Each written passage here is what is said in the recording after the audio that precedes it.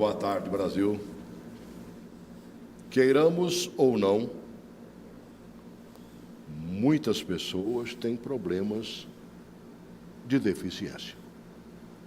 Que bom se isso não acontecesse, não existisse. Mas acontece, existe, e a gente não quer perguntar para o Papai do Céu por que isso está acontecendo. Desde que o mundo é mundo, é assim, e para ele deve ter lá a sua importância. Mas para nós, sobretudo, né, no dia a dia, não há como não conviver com uma pessoa com um tipo de deficiência.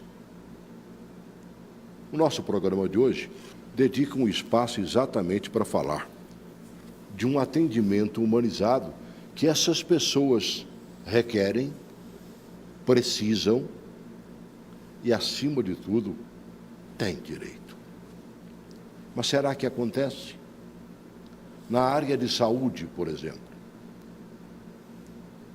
como é que se consegue?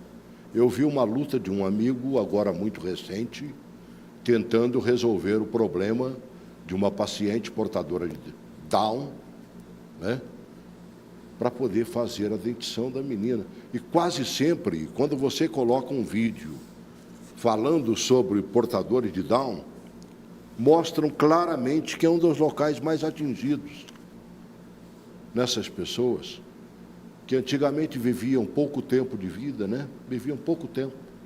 Hoje, o mais velhinho do Brasil hoje está com 70, está aqui no estado de Goiás.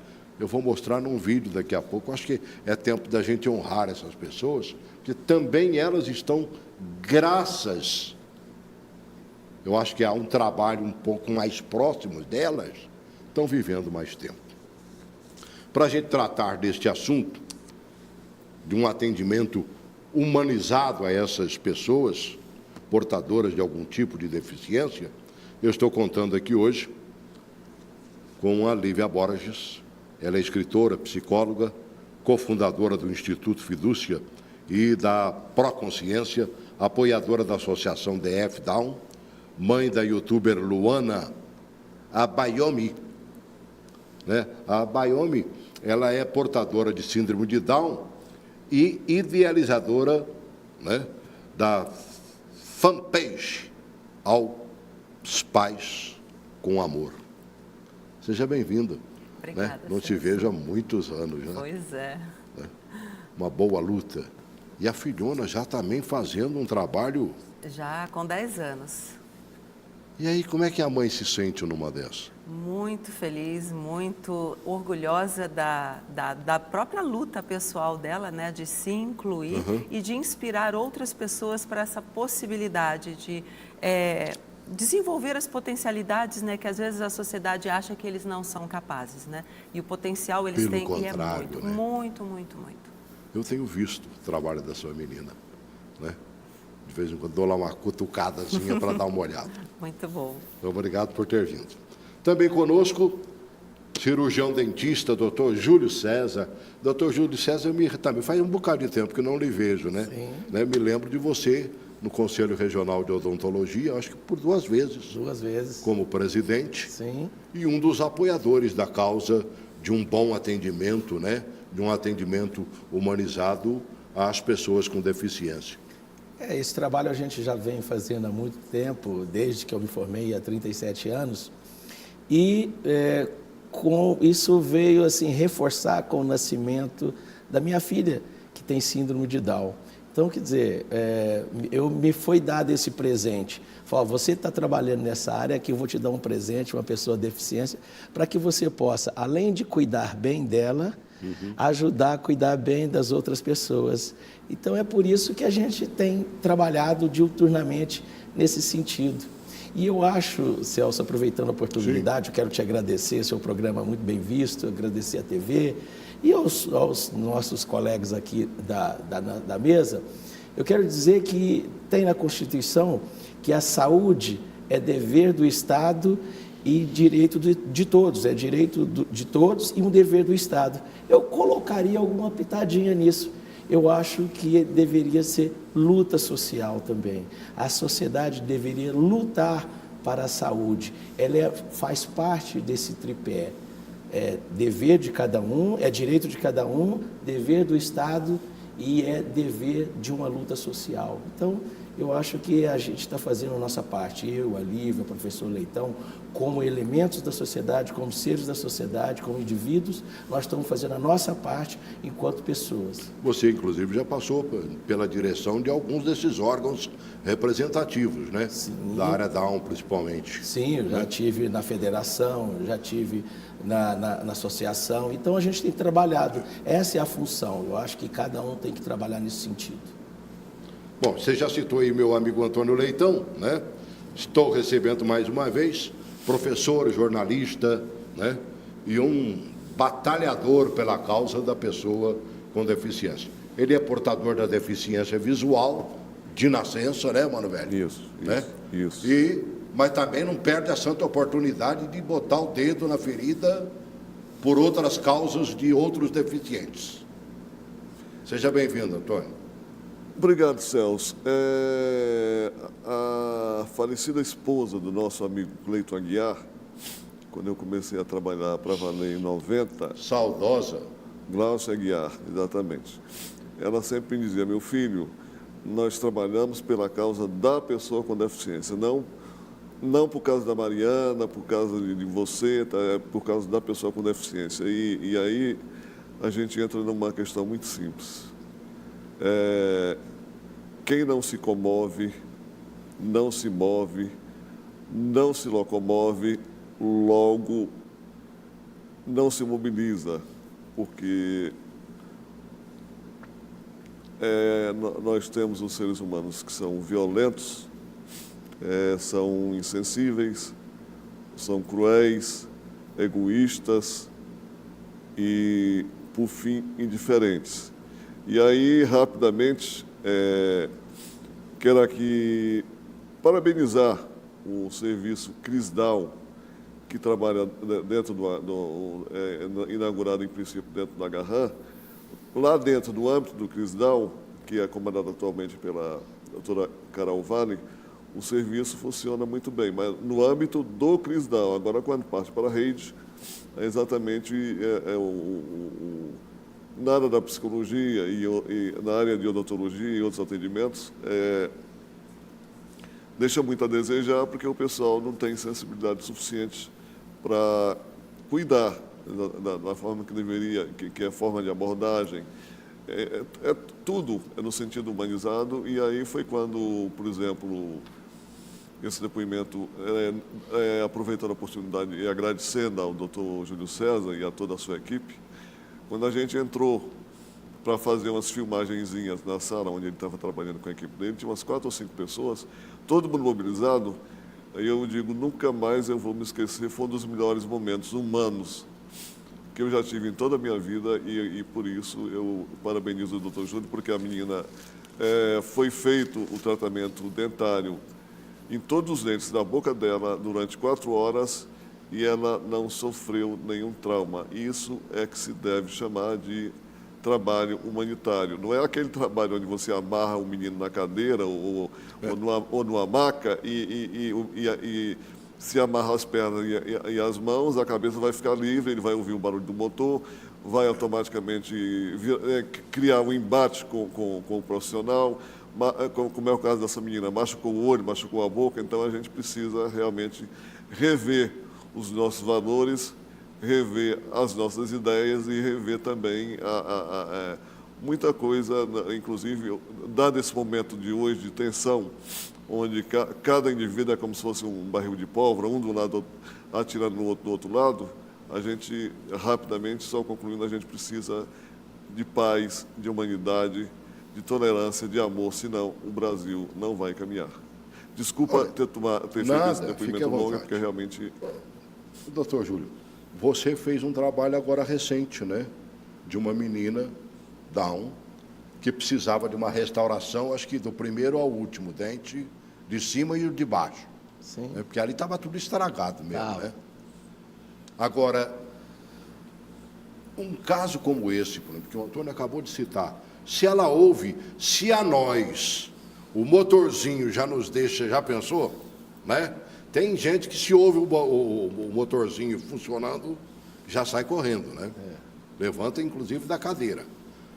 Uma menina dessa. Nós temos que partir do princípio, Celso, que todas as pessoas, independente de serem especiais ou não, ou ter deficiência ou não, precisa de um atendimento adequado e humanizado na área de saúde. Aliás, em todas as áreas, você vai fazer uma compra, você precisa que alguém te receba bem do outro lado do balcão, enfim. É necessário esse atendimento humanizado. É isso que a gente tem brigado e é onde a gente quer mudar esse modelo de atenção. Não é porque existe uma escassez que não precisemos trabalhar, usar outros recursos para que a pessoa tenha bem-estar. É na escassez que a gente tem que tomar novas atitudes, novos caminhos. Quando a gente vê as imagens, né, da menina sendo atendida, você vê naturalmente que ela está dormindo. Sim. Aí o Antônio citou, por exemplo, que queriam amarrá-la. Vou usar o termo bem vulgar mesmo. Não seria o caso. É o seguinte, eu tenho que mostrar, do ponto de vista técnico da odontologia, existe a possibilidade a gente chama isso de contenção. Contenção. Essa contenção é feita quando o procedimento, a criança tem alguma dificuldade, mas ela tem uma receptividade também. E aí, o atendimento, se for um atendimento rápido, você pode fazer, por exemplo, um dente de leite que está um pouco mole, sim, mas ela, por ser especial, está sendo um pouquinho refratária ao processo, você pode fazer uma contenção rápida e resolver o problema. Até aí tudo bem, porque é até mais econômico, é até mais rápido. Existe essa técnica na odontologia como na medicina. Agora, casos especiais, ou esses casos mais complexos, não tem como, principalmente na área da odontologia, não tem como você fazer. Nesse caso, por exemplo, ela ficou quantas horas ali? Ela ficou 3 horas sedada. O que a gente está fazendo agora, Celso, é o seguinte, ao invés de anestesia geral, a gente faz sedação, que é um procedimento menos invasivo, e com isso a gente tem um controle melhor da situação, tanto por parte do anestesista, quanto por parte da equipe que está atuando ali no caso da odontologia, no meu caso, a odontologia. Então, você consegue, de uma forma humanizada, de um atendimento rápido, você resolver todos os problemas daquela pessoa naquele curto espaço de tempo. Agora, na área psicológica, então, deve ser terrível, né? Você fazer um tratamento desse, se a pessoa não tiver o tratamento devido. Sim, exatamente. E até colocando o aspecto psicológico com relação a essa situação de contenção, como é importante não só a qualificação do profissional, mas o conhecimento dos pais com relação ao procedimento. E até o acompanhamento desde os primeiros anos de vida, para que não chegue a essa situação, de repente sendo a primeira vez que a pessoa vai ao dentista, né? Então, olha como são coisas que vão se somando, quer dizer, se a família não recebe orientação e não faz os acompanhamentos devidos, a criança vai crescendo sem o cuidado e sem também desensibilizar para aquele medo natural. Então, por exemplo, em caso que fizemos desde bebê, que ela já tinha um acompanhamento. Então, para acompanhar, olhar a gengiva e tal, e depois você tem que usar, por exemplo, no caso da síndrome de Down, expansor de palato. Então, tem todo um acompanhamento, a limpezinha nos dentes. Então, ela começa a aprender, então ela brinca no consultório, ela leva a Barbie. Então, o dentista deixa ela colocar a Barbiezinha dela sentada lá, ela se faz de dentista. Então, são formas lúdicas de você abordar e chegar a uma criança. Então, claro, cada caso vai requerer uma abordagem diferenciada, né? Mas quando se tem condições de fazer isso, né? Sim. Porque você não encontra esse tipo de atendimento normalmente por aí. Porque a gente vê assim muito a pressa no atendimento, ter que cumprir horários ou até uma fila de espera, principalmente quando a gente fala de serviço público, a fila de espera é muito grande.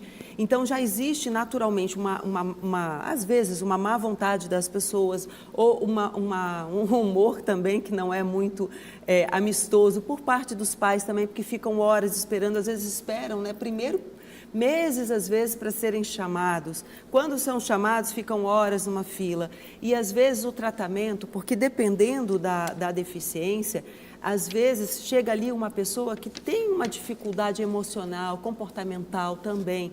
Então, se a pessoa não entende, acha que é a família que não dá limite para aquela criança, entende? Ou se tem um outro comprometimento que, de repente, fere um pouco o lado estético, às vezes a pessoa pode ter uma repulsa natural, sabe? Então, são coisas que se a gente leva, como o teu programa está fazendo, dando essa oportunidade de a gente falar esse tipo de coisa, você vai também sensibilizando os profissionais para que eles possam olhar com mais naturalidade, mais acolhimento para essas pessoas. Tem que, acima de tudo, olhar para o geral, né? Quer dizer, nós estamos na causa de quem tem problema para solucionar todos os problemas.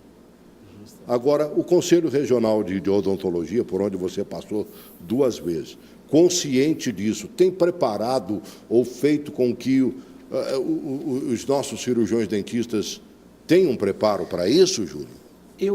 Quando eu estive à frente do Conselho, por coincidência, nós tivemos uma situação desagradável, que foi a extração de vários dentes, e você lembra como jornalista? Rapaz, isso virou notícia no Brasil inteiro. Isso. Né? Naquele momento, houve uma discussão muito grande a respeito, e o Conselho, naquele momento, resolveu tomar aquele partido para que a gente resolvesse momentaneamente o problema daquela criança, porque foi feita uma extração, obviamente, com a boa vontade do profissional, de todos os profissionais ali, só que aquele profissional ou aquele grupo de profissional, ele estava ali acostumado a fazer aquele tipo de abordagem, que depois nós fomos discutir através de um fórum que a abordagem que a gente tem que fazer é uma abordagem diferente, onde os pais têm que ser orientados, têm que ser informados, e a partir daí tomar-se um caminho melhor, tanto para a família, quanto principalmente para aquela pessoa.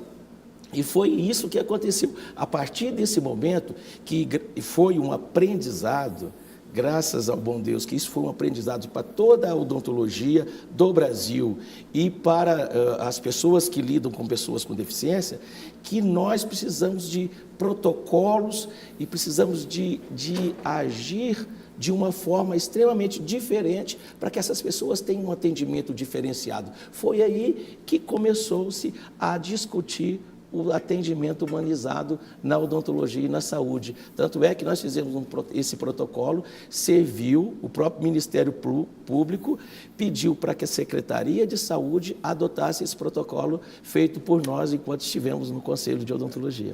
Para você que é de fora de Brasília, mas eu acredito que o Brasil inteiro ficou sabendo. Ficou. Portador de Down, né? Não, ele era que deficiência mental. Mais mental, intelectual, né? É intelectual.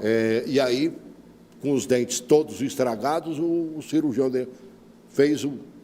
O cirurgião dentista, na boa fé de tirou resolver todos. o problema, ele tirou todos, podia tirar alguns, tirou todos, mas esse era o procedimento corriqueiro que nós começamos naquela época, por volta de 2010, a combater. Hoje já está bem melhor. Hoje a secretaria já atende melhor. Hoje, como o professor Leitão falou, já tem o Crisdal que tem uma outra visão. Mas ainda precisamos avançar mais. E aí é nesse sentido de querer avançar mais que nós estamos aqui. Foi você que restaurou depois, né? Foi a minha equipe. Foi a nossa equipe, né? Você colocou os do implantes. consultório, colocamos todos os implantes nessa criança, nesse jovem. E hoje ele vive muito bem, a família vive muito bem. É amigo de todos nós.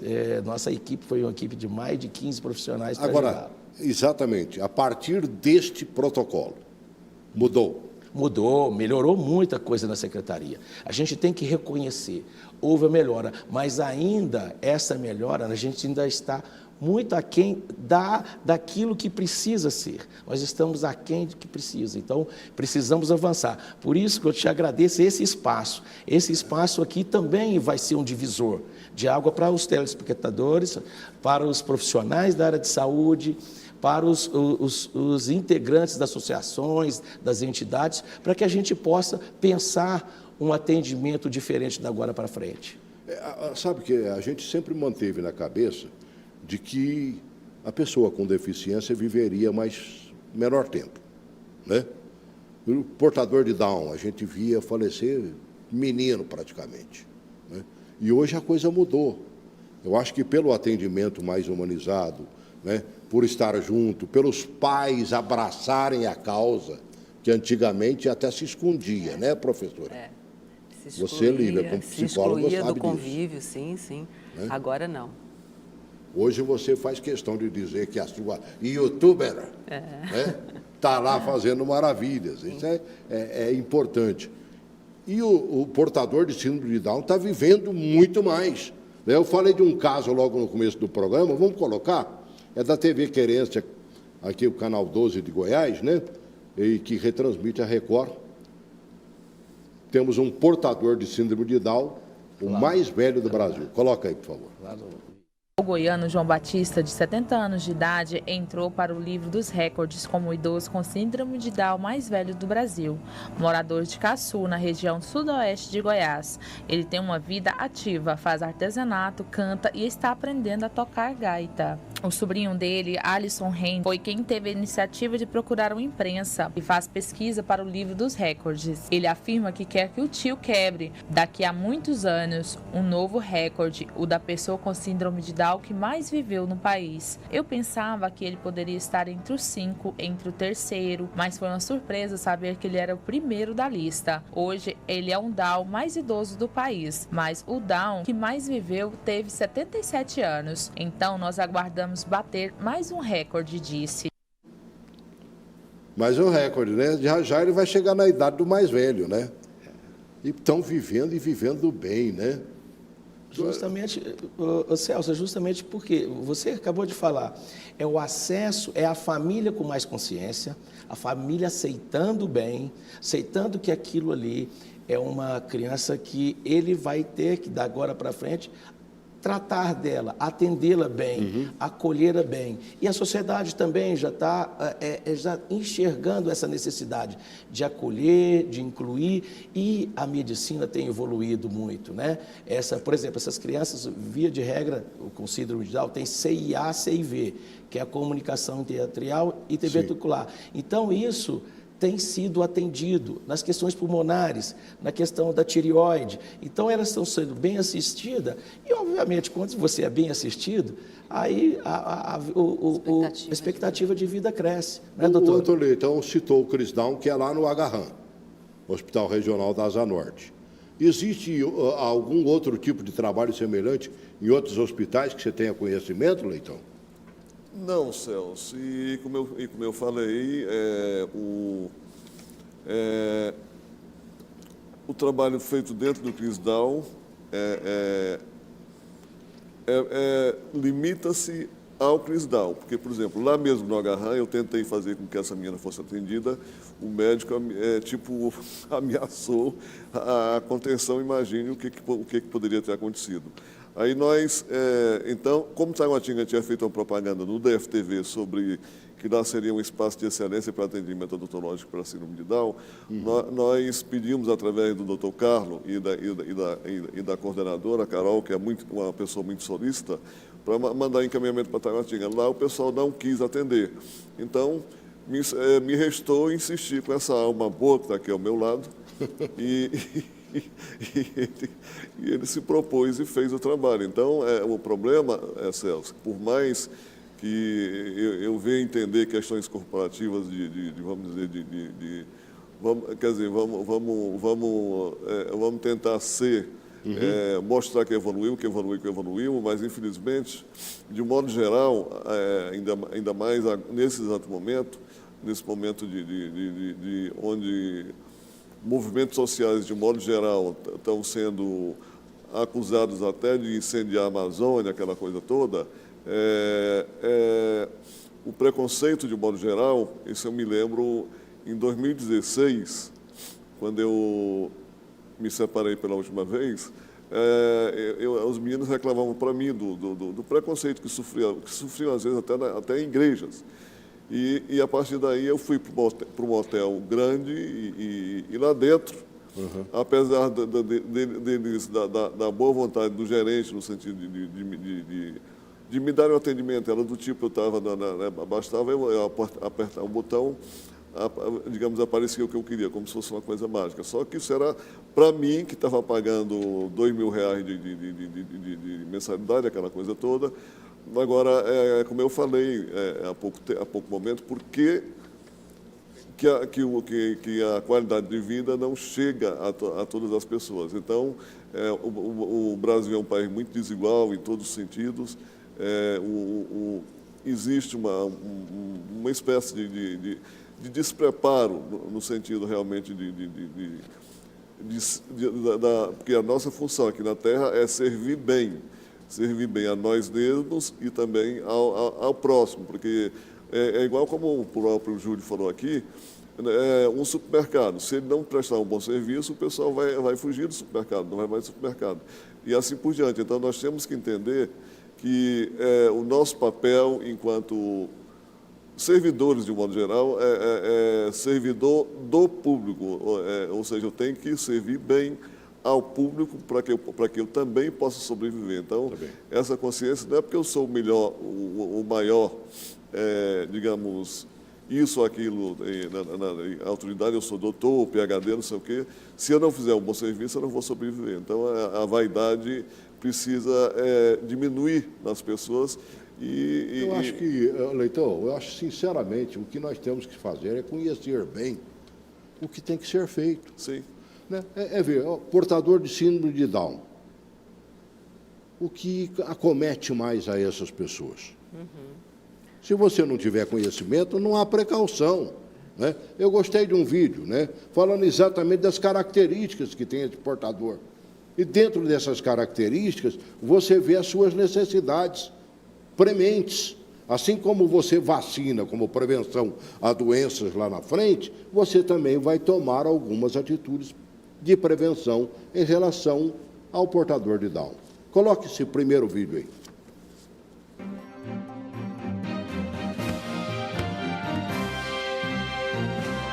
A síndrome de Down é uma alteração genética que atinge cerca de 1 em cada 700 bebês nascidos vivos. Os seres humanos, normalmente, têm 46 cromossomos. Os portadores de síndrome de Down têm 47. Esse cromossomo a mais surge bem cedo, durante o processo da concepção e da multiplicação das primeiras células do embrião, e pode vir tanto da mãe quanto do pai. Ele aparece sempre no par de número 21, por isso a síndrome de Down também é chamada de trissomia do 21. O portador de Down tem algumas características físicas bem típicas: mãos menores, com apenas uma linha, e dedos mais curtos, cabelos finos e lisos, rosto arredondado e olhos puxadinhos, orelhas pequenas e excesso de gordura na nuca, os músculos com menor tônus, ou seja, mais moles e flexíveis. As crianças com síndrome de Down apresentam atraso na fala, dificuldades motoras e aprendizagem mais lenta. De uma maneira geral, essas pessoas são mais vulneráveis a doenças do coração e problemas respiratórios. Não se fala em cura para a síndrome de Down, mas em tratamentos e estímulos que podem melhorar a qualidade de vida do portador. Você me falou, Lívia, né, da necessidade de se precaver. Você, sabendo disso tudo, deve ter se precavido em relação à sua filha. Sim, com toda certeza. Inclusive, Celso, é uma coisa que a gente alerta para as pessoas, que tem a ilusão de que inclusão é só afetividade. Então, assim, coloca a criança na escola, ai, que bonitinho, ou então, né, eu gosto do seu filho e tal. Inclusão não é isso, isso pode fazer parte da inclusão, mas a gente requer o quê? Um conhecimento especializado, conhecer as singularidades, né, as especificidades de cada síndrome, entender como é que é a abordagem ou qual é a conduta preventiva que você vai ter para que a criança não tenha tais e tais doenças, ou se ela de repente tem uma comorbidade. Melhora o problema das deficiências. Exatamente. Se ela tem uma deficiência na fala, né? Exatamente. Então, por isso a informação precisa ser difundida. Para quê? Para que alcance a sociedade de uma maneira geral, os profissionais de educação, os profissionais de saúde e os próprios pais. Porque não adianta a gente isolar e achar que a responsabilidade é só dos pais, ou só da escola, ou só dos profissionais de saúde. Não, a ideia é, como o doutor Júlio colocou, essa responsabilidade, quer dizer, é um dever de todos nós, esse cuidado para todos nós. E quando a gente pensa nesse resultado que a gente almeja do tratamento humanizado, generalizado, eu penso sempre nos primeiros anos de vida, na formação daquela pessoa que um dia será um futuro profissional. Se ela conviver com uma criança com deficiência, tenho a certeza que essa pessoa será uma pessoa diferenciada no futuro.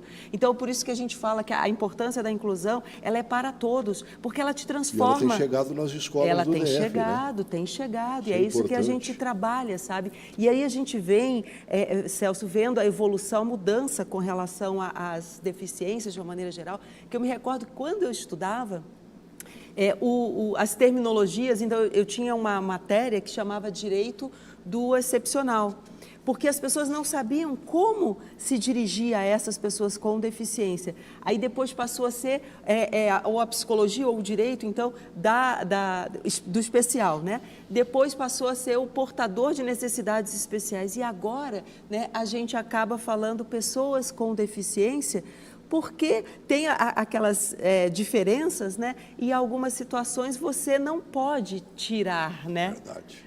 Passar a não portar, né? Agora, quando se passa por um momento como esse, jamais se imaginava que você teria que usar na sua parentela, né, deste aprendizado, não é isso? Sim. Hoje você tem uma filha portadora, Sim. né? O Júlio César tem filho ou filha? Filha também. Uma filha também, né? Agora, os planos de saúde, sinceramente, aceitam?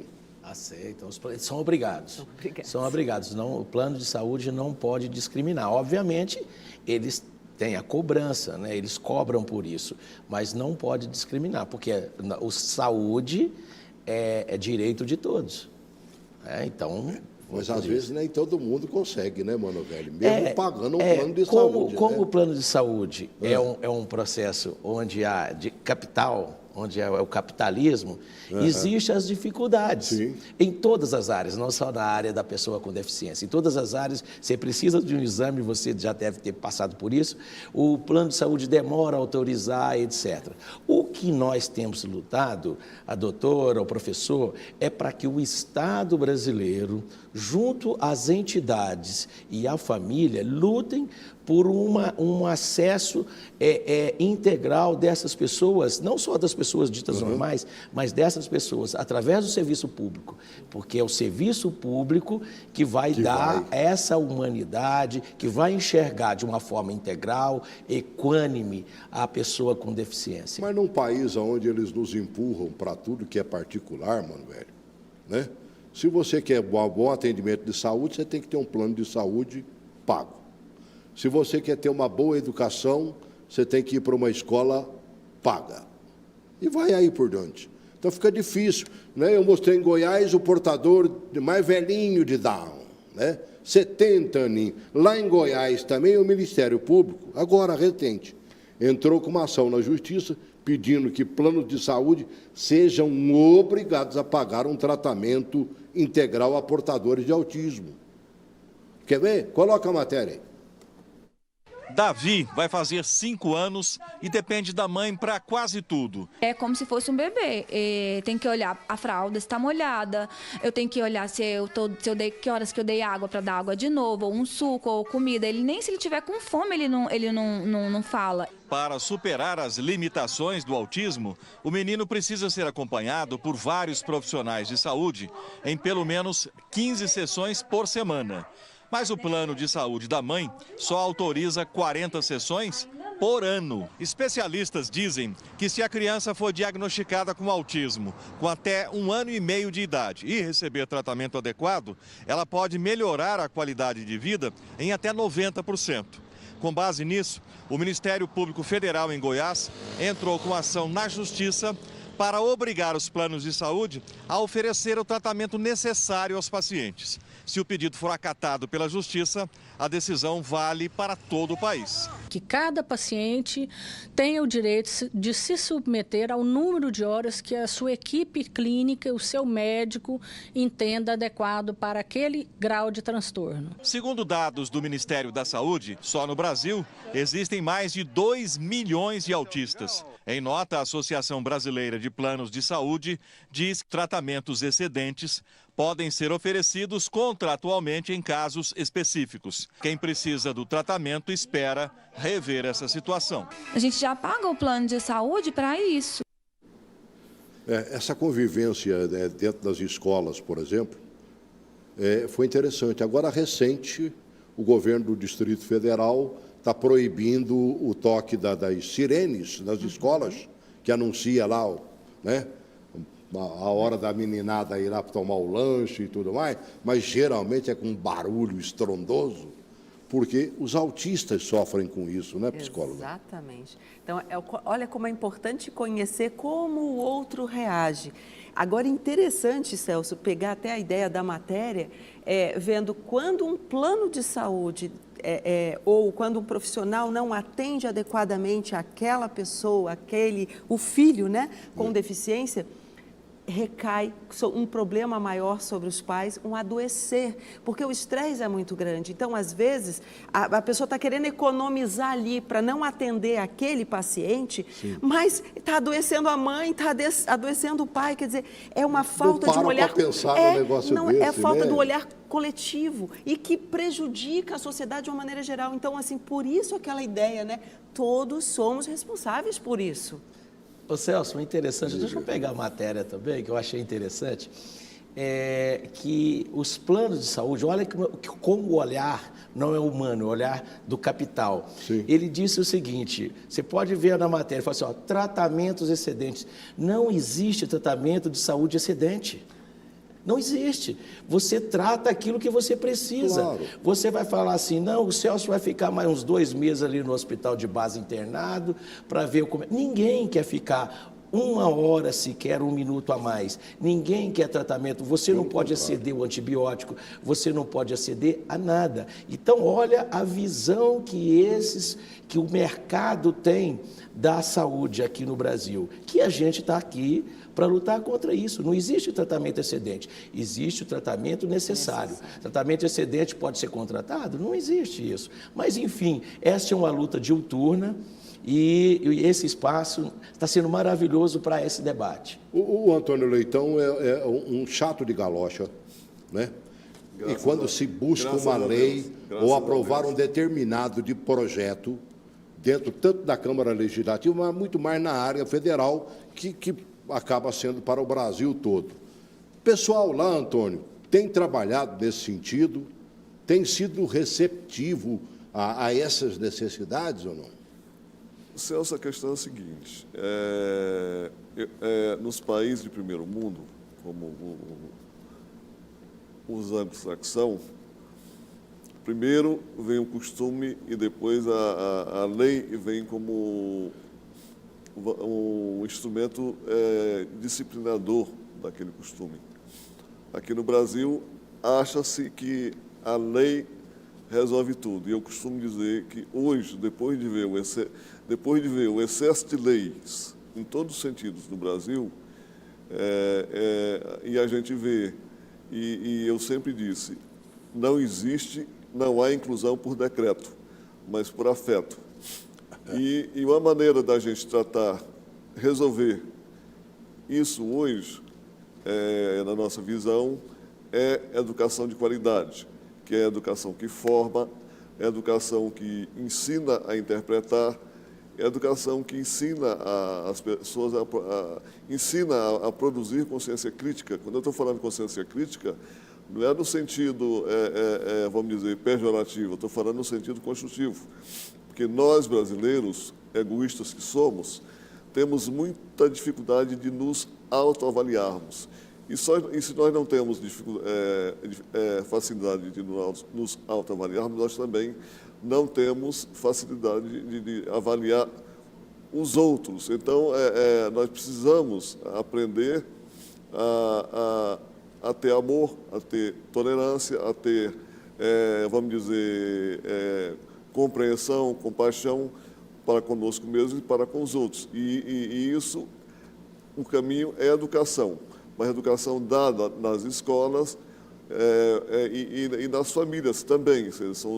Nós estamos numa crise de valores muito complicada, estou falando de um modo geral, e na medida em que essa crise de valores for resolvida através da educação, essa educação humanizada também, onde a gente precisa entender que precisamos combater os males da demonização da política, porque tudo é política. E a partir daí você não vai... aquela coisa, quem não está comigo é porque está contra mim. Não, aí começa a demonizar a pessoa.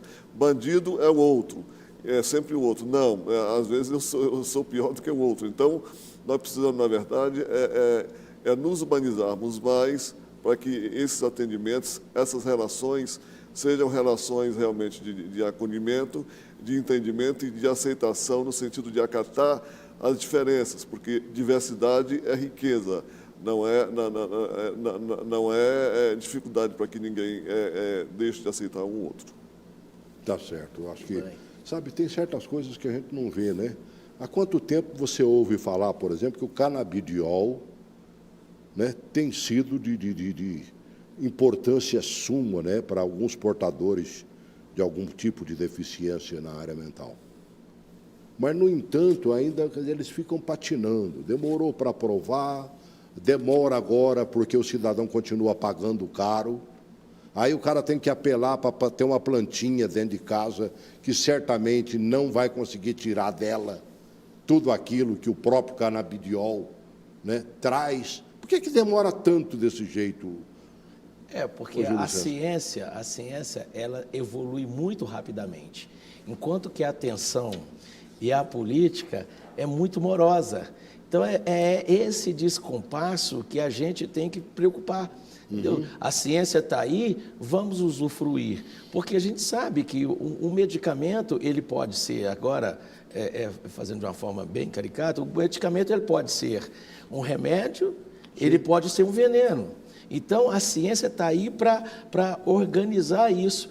E quando ele organiza esta questão da quantidade, para que serve, para quem que serve, a sociedade, através das suas instituições, através do poder público, tem que assimilar isso, como no caso que você está falando do canabidiol. Todo mundo sabe que ele é um veneno do ponto de vista quando usado de uma forma inadequada, mas serve de remédio quando usado adequadamente. Nós estamos, acho que, eu vou fazer um programa específico aqui, tem 2 profissionais da área de saúde que estão fazendo uma belíssima pesquisa sobre o canabidiol, porque está se confundindo muito a planta que deriva o canabidiol com o pé de maconha, propriamente dito. O canabidiol não vai fazer mal para ninguém nunca.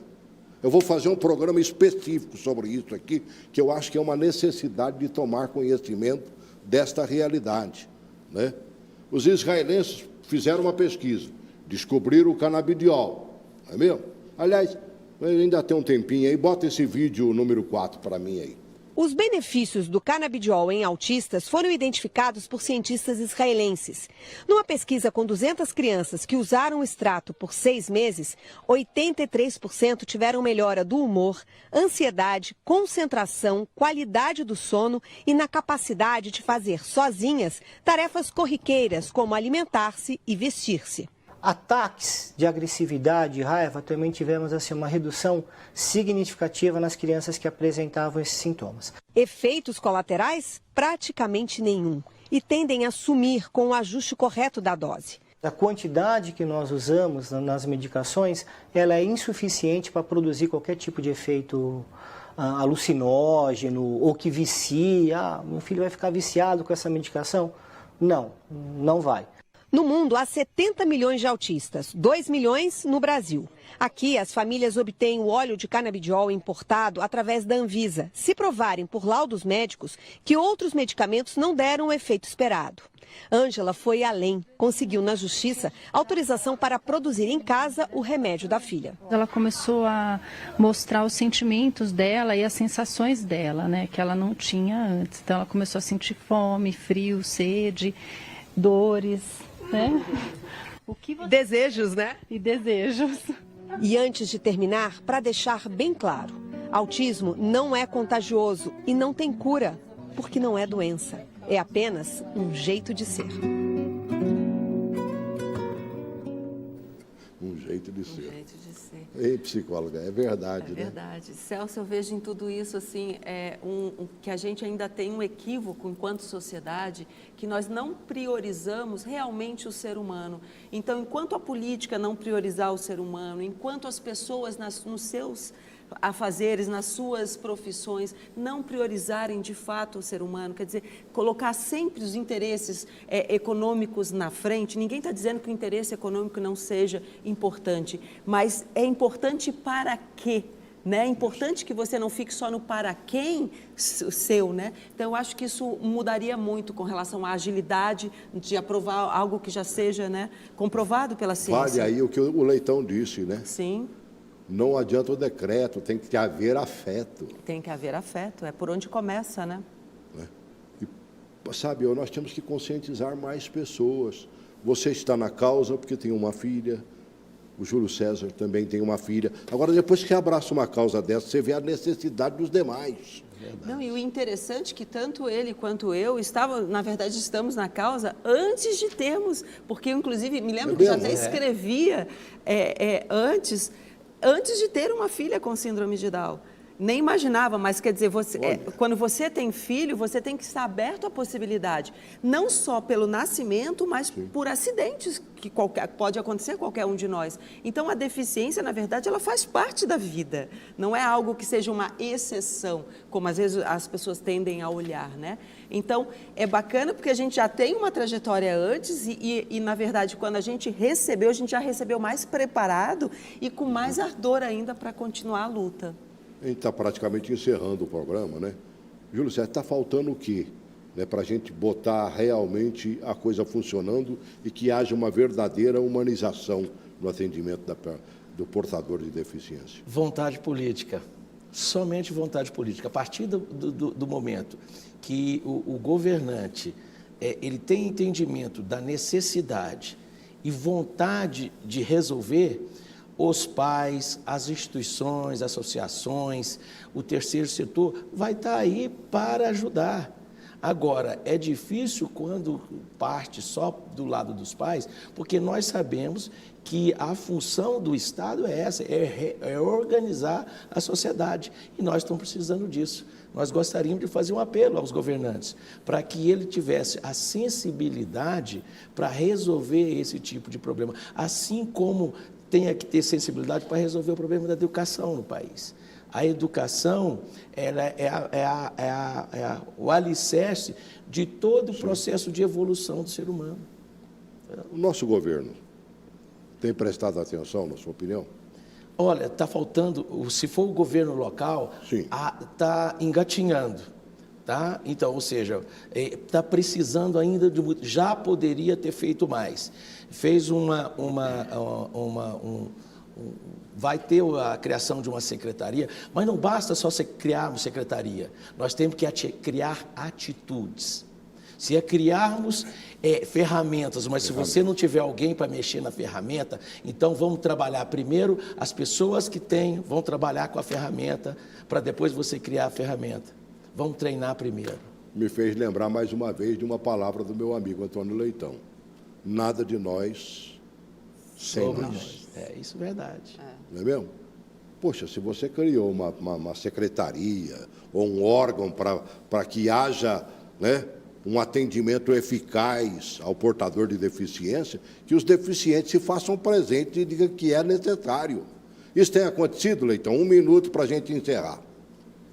Celso, experiência política, com vontade, conhecimento na praça e saber trabalhar com articulação, porque essa secretaria, na verdade, ela não tem funcionalidade nenhuma, porque o que precisa é de haver articulação onde o governo se converse, a saúde, a educação, a ação social, trabalho, segurança, se envolvam para prestar um serviço diferenciado, com qualidade para essas pessoas. Então, não adianta uma secretariazinha com 15 empregos, que na verdade só vai aumentar a vaidade de pessoas e não vai chegar a lugar nenhum, porque na ponta, isso eu falo inclusive em relação ao emprego, nós vamos tratar disso depois, já tratamos aqui inclusive e nada andou, não adianta eu criar uma secretaria se na ponta continua tudo do mesmo jeito. Então, por isso, a gente espera que as pessoas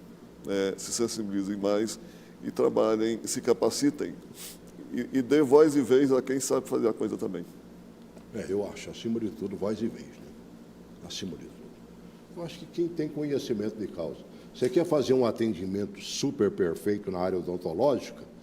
Está aqui o conhecimento do Júlio César. Vamos, me ajuda pelo menos, né? Me dá uma orientação. Você não me falou que a partir do momento que tiraram os dentinhos daquele menino com deficiência, né, na área cerebral, se fez um plano ali e o governo começou a seguir? Sim. E começou uma solução? Sim. Então tem solução.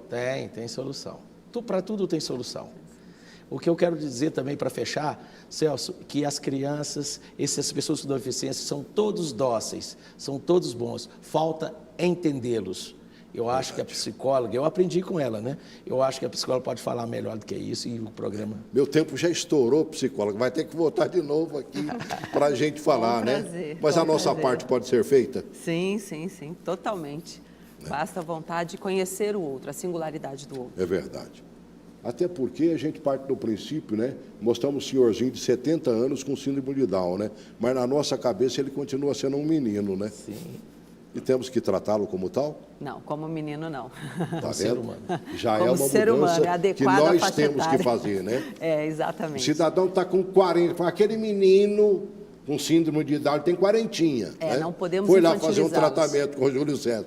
Não é menino mais. Não. Temos que dar a idade no tempo certo. Adequado. Tudo bem. Obrigado. Então, obrigado. Obrigado para você também. Tomara que a gente tenha sido uma gotinha nesse oceano, né? Ou apagando um incêndio.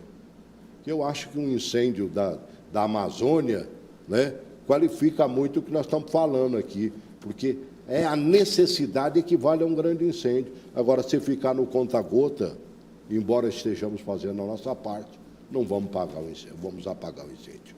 Grande abraço.